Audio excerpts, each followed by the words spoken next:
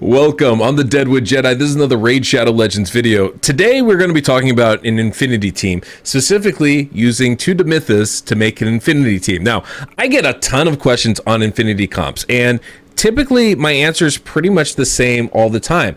I tell people the Infinity comp is great if you don't mind doing hour-long runs and you have an incredibly end-game team.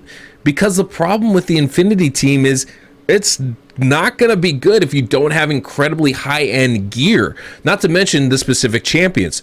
Now, there is a way to do kind of a budget version of that, and that's what I'm going to be showing you guys today. And this is going to involve using 2 Demythas, staying unkillable for 50 turns, and trying to get all your damage in that amount of time. It's not practical to go beyond that point with just 2 Demythas, because the thing is, with an Infinity team, you really need a Krisk. You don't necessarily need 2 Lanicus's, but you definitely need a Krisk in there to give yourselves that speed boost so you can run at a really fast speed. Also, you know, the way an Infinity team works is you're keeping all your buffs up for the entirety of the fight, specifically the shield buff, right? And that's where you're getting all your damage from Corpulent Cadaver hitting over and over again, and Krisk extending that shield. You need 3 extenders because you have to extend the buffs every single turn that you take. And so you need at least 3 people on your team to be running at that speed, because every turn you're going to need to extend that shield just a little bit further, right? And so that's why you have 2 Lanicus's and a Krisk, or a Godseeker Neri, or a Hellborn Sprite in your team. With this build, we're not going to use Krisk. We're just going to use 2 Demythas. So the speeds and how you build this is exactly the same to a double Demytha comp that I have on the website. The only difference here is we're going to be utilizing Brogni's shield and increase shield growth ability. In addition, we're going to be bringing in Corpulent Cadaver to hit with that shield. And then we're going to bring in somebody else to give us decreased defense and weaken. In this case, it's going to be Gentoro. And by using these champions at these speeds, we are able to block the debuff from the stun and get pretty massive damage from Corpulent Cadaver. It's not going to be a great team. It's not even going to be a 1-key team, but it is going to be a very solid damage dealing team for you guys. So this is just another option out there, and I felt it was definitely worth covering. A lot of people do go, hey, can I build the normal Infinity team with Krisk and and go crazy that way? And yeah, you can, but it's not going to be as good as using a Hellborn Sprite. It's not going to be as good as using a Lanicus in there, because those ally attack abilities is definitely going to give you more damage from a Lanicus. The weaken debuff is going to give you more damage from a Hellborn Sprite. But this is another alternative option for you if you want to go super basic. And I figured I would show that to you guys, so you can see the value of a growing shield over 50 turns. You know, when you want to go beyond that, you need that ally protection from Krisk. You need those speed buffs. More importantly, you need everybody on the team going at the same speed, that 2-1 ratio, where in this build, Demytha, both of them are going to be going on a 3-2 ratio. So they're going to burn through their buffs and they won't be able to keep that shield on for the entirety of the fight. Is it possible to build an Infinity team with Krisk and 2 Demythas? Yeah, sure. There's no reason why it wouldn't be. You'd build it very similar to how you would any 2-1 ratio team, right? You bring Krisk and an extender, you build that team with both Demythas. It should be fine. The hard part is going to be timing that unkillable ability, that block damage ability, because it's definitely not going to be up on all of your champions for the entirety of the fight. I mean, Demytha just doesn't work that way, unfortunately, right? And you can't have them skipping their turns either in there, so they can't run slower than the rest of your team, because you need to extend the buffs every single time every single champion takes a turn. Anyway, I feel like I've explained that enough. Let's go ahead and look at the setup for this team and why I'm using the champions where I am. We'll go into the run and then I'll show you the builds afterwards. I know over half of you guys watching my videos aren't subscribed still. Take a moment, go ahead, hit that subscribe button down below, hit that notification bell next to it so you guys know when the next one of these is coming out, because honestly, it's the best way to support the work that I do. Also, if you enjoyed today's music, we got that Soundstripe link down below in the pinned comment and description of this video. like all my videos. So you can see that this is the team that we're bringing in here, right? We've got Corpulent Cadaver, Gentoro, Underpriest Brogni, and 2 Demythas, of course. And this really all revolves damage-wise around Corpulent Cadaver using their A1 and the big shields that Underpriest Brogni is going to bring. Now in this build, we're not going to be affinity friendly, so I'm going to go ahead and have Brogni use a reflex set and just go willy-nilly. We are on the test server, so we don't have to worry about affinity. We're just going to be hitting void.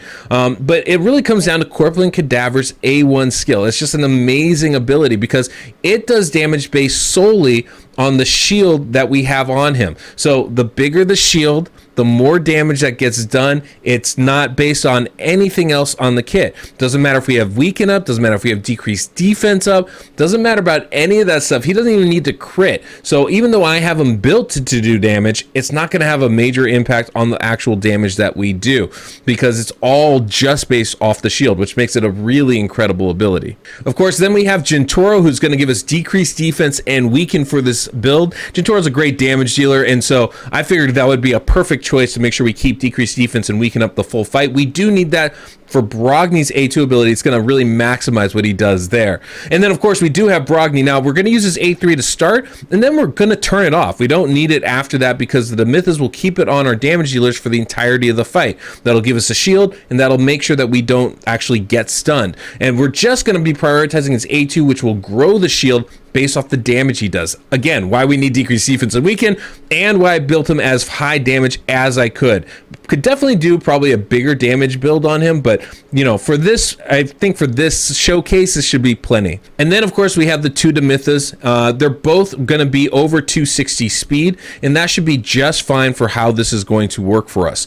Obviously, you know, there's a little bit timing with the skills, and so we will need a manual just a little bit in the beginning, but that's the same as any other double Demytha comp. There's really no change here. So as we get into this run, I do need a manual at the beginning of this turn, just because we have to have an extra A1 in there for the fast Demytha. That's really it. We can click auto on the first turn. On the second turn, we can let all the DPS go. We can get that shield from Brogni. We can get the decreased defense and weaken from Gentoro, and then we got an A1 with the fast Demytha. Then we click auto, and it's good to go. That's simple, really. Now, with a double Demytha team, you got to make sure your DPS champions are all above 165 speed and nobody's faster than 169. That's going to ensure that even against Spirit Affinity, we should be okay to go. That's if you're using a cleanser. Now, of course, in this team, we're using Brogni to block the debuff. Now, one thing I did mention earlier, we're only going against Void, so I don't have to worry about the affinity debuffs. That would make a big difference otherwise. In those cases, I would have to definitely make sure I'm not using reflex gear for Brogni so that he can use his A2, the block debuff, or his A3, excuse me, the block debuff ability every single time at the same time to block the affinity debuff, let Demytha extend it, and then it should prevent us from getting stunned as well. That's something we would have to do in that scenario. Another option though, because Brogni can actually remove debuffs from us with that ability, it is a bit of a cleanse. We could have him go in the cleanser spot as well. That might not be a terrible option. I'm not 100% sure that would work for affinity, but I think it should. So that is a possibility that you could play around with to try out. That said, this team is going to run for a very long time, 50 turns, right?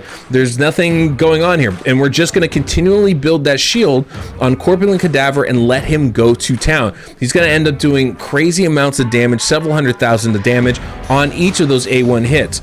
Obviously, if we could go faster, we'd get a lot more damage out of this team, and that's why using Krisk generally makes these things more viable, but this is still should give you a pretty good example and an idea of the kind of damage that we can do from a 50 turn Infinity team, and that's kind of what this is right here. So hopefully you guys are finding this informative and helpful, but I'm gonna go ahead and get myself off screen, let you guys watch this run. We're definitely going to jump towards the end of this thing, and you guys should be able to see exactly the kind of damage that we're doing.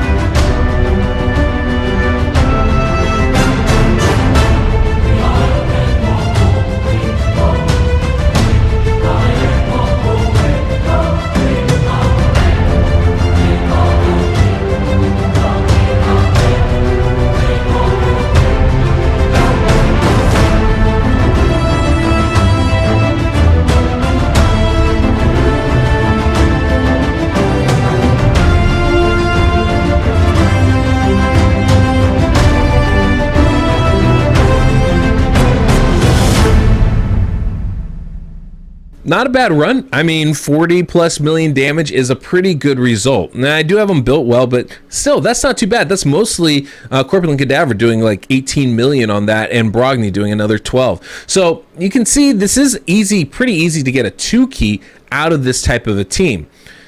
I don't know that I would really recommend doing this Infinity team. In fact, without a Krisk, I probably wouldn't even bother trying. I just don't think it's really worth it. With a Krisk, though, there is a lot more possibilities. You can start working at a 2-1 ratio. You can really start getting a lot more attacks in there. It's just obviously the speed requirements among everything else are going to be a lot higher. So it's not going to be for everyone, but certainly a possibility. But you can see we can get about 400,000 damage out of Corpulent Cadaver just from building that shield untouched for 50 turns. After that, it's, gonna probably maintain or stay close to that for a while longer if everybody can stay alive. And that's gonna be the power of having Krisk on a team like that instead of this one. So let's go ahead and talk about the gear that we have. Obviously, this is under Priest Brogni. We've got him in a reflex set, like I said, and built pretty darn well. 166 speed, so he is going faster than Corpulent to grow those shields. Got a lot of attack, pretty decent crit damage, and some accuracy to land those HP burns as well, just to add a little touch on top of it. As far as the masteries go for Brogni, we're going offensive tree down to Giant Slayer and defensive tree. Doesn't really matter defense or support tree. For this, big thing is going to be that offensive tree. And then we have Gintoro. And on Gintoro, I try to build as good as I could here. A lot of perception sets, crit damage set on him, basic kind of stuff, right? We do have some reflex gear. We want him taking his turns as often as possible because we want him to keep that decreased defense and weaken up for the full fight. As far as his total stats, 168, so that he gets those debuffs up before Brogni tries to extend them. A lot of attack, good crit damage, good accuracy. I really like this build. As far as his masteries go, we went down the offensive tree to War Master and defensive tree. And then we have our Demythas. This is the slow Demytha here going at 161 speed. That's really all that matters. We're hardly getting any damage out of them. We just don't take that many attacks with her. But decent amount of attack, 100% crit rate is about the best I could do with this build. You also notice the masteries aren't even done. We don't really need them. We did take War Master and that's good, but outside of that, doesn't really matter. And then we have our fast Demytha going at about 165 speed.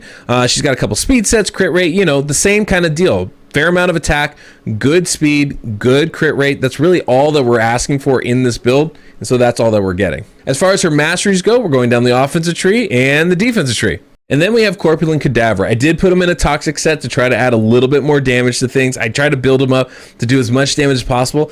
But I'm telling you, he just doesn't hit that hard himself. Doesn't matter outside of his A1 skill, and that's based entirely on shields. So that's really all that you need to worry about with Corpulent. As far as his total stats, 165, but he is going after under Priest Brogni. Like I said, good crit rate, good damage. Just doesn't really matter.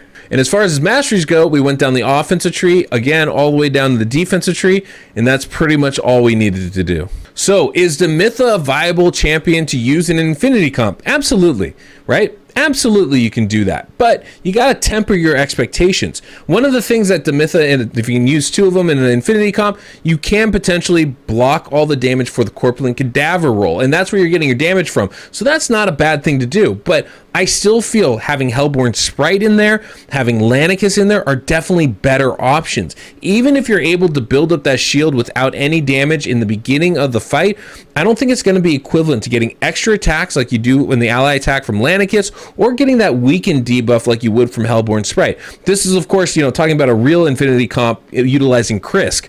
This is kind of an example of that. Like, you're not getting a lot out of Demytha on her own. And 400,000 damage or so with Corpulent at the very end of this run for 50 turns isn't bad. It's not bad, but it's not that different from what you'd get anyway up until that point without Demytha in that team, without blocking the damage. It's because you're mitigating a lot of it anyway. You build your Corpulent with a ton of defense, you have your Krisk with the ally protection.